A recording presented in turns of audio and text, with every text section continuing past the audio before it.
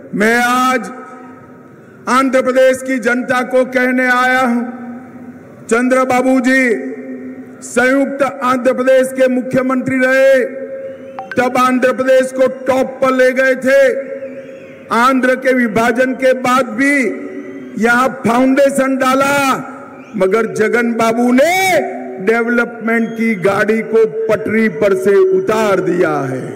చంద్రబాబు నాయుడు గారు ఉమ్మడి ముఖ్యమంత్రిగా ఉన్నప్పుడు అభివృద్ధికి చిరునామాగా ఆంధ్రప్రదేశ్ లో నిలిపారు.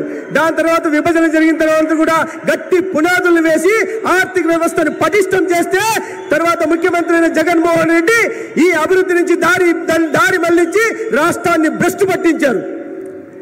डेवलपमेंट जीरो है, इन्वेस्टमेंट टॉप है और अनएम्प्लॉयमेंट हाईएस्ट है। ఇన్వెస్ట్మెంట్ పూర్తిగా పెట్టుబడులు పూర్తిగా సున్నా అయింది, అవినీతి మాత్రం కొండంత అయ్యింది. और आंध्र प्रदेश पर 13,50,000 करोड़ का कर्ज डालने का काम एक जगन बाबू की सरकार ने किया है। ఆంధ్రప్రదేశ్ ప్రజల మీద 13,50,000 కోట్ల అప్పు తీసుకొచ్చి మన తల మీద భారం మోపే పని ఇవాళ జగన్మోహన్ రెడ్డి చేశారు. इंफ्रास्ट्रक्चर के प्रोजेक्ट रुके हुए हैं और लैंड माफिया की इंडस्ट्री फुल फ्लेज चल रही है। ఒకవైపు మౌలిక సదుపాయాలు పూర్తిగా గాలికి వదిలేశారు, కానీ భూమాఫియాలు మాత్రం పేట్రేగిపోతున్నాయి. भाई और बहनों, ये वादा खिलाफे की जगन सरकार है, वादा खिलाफी। ఆయన మాట ఇచ్చున్నాడు, జగన్మోహన్ రెడ్డి మాట ఇచ్చున్నాడు. उन्होंने कहा था शराब पर प्रतिबंध लगाएंगे, मैं पूछने आया हूं लगाया क्या? उल्टा शराब की सिंडिकेट आपने चालू कर दी। జగన్మోహన్ రెడ్డి హామీ ఇచ్చాడు, నేను మద్య నిషేధం తెస్తానని. మిమ్మల్ని నేను అడగదలుచుకున్నాను, ఆయన మద్య నిషేధం తెచ్చాడా? తేకపోగా పైగా మద్యం సిండికేట్ ను తప్పించి అవినీతికి పాల్పడుతున్నాడు.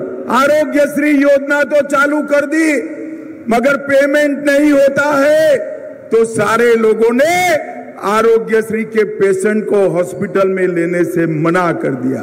ఆరోగ్యశ్రీ ఆర్భాటంగా ప్రారంభమైతే చేశాడు, కానీ ఒక్క పైసా నిధులు ఇవ్వలేని కారణంగా పేదలు ఆసుపత్రికి వెళ్తే ఏ ఆసుపత్రి కూడా అడ్మిషన్ ఇచ్చే పరిస్థితి ఈ రాష్ట్రంలో కనిపించడం లేదు. भाइयों बहनों, जगन बाबू ने रायलसीमा को इग्नोर किया है।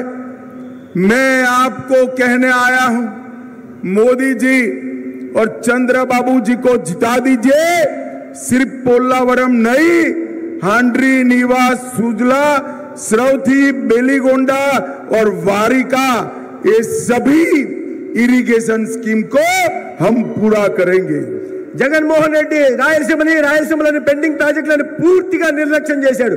ఒక అవకాశం ఏంటి, కేంద్రంలో నరేంద్ర మోడీ గారి ప్రభుత్వం, రాష్ట్రంలో చంద్రబాబు నాయుడు గారి ప్రభుత్వం వచ్చిన తర్వాత ప్రతి పెండింగ్ ప్రాజెక్టు పూర్తి చేయడమే కాకుండా హంద్రీ, నీవా, సుజల, స్రవంతిని కూడా పూర్తి చేసి ఈ ప్రాంతానికి సస్యశ్యామలం చేస్తాం.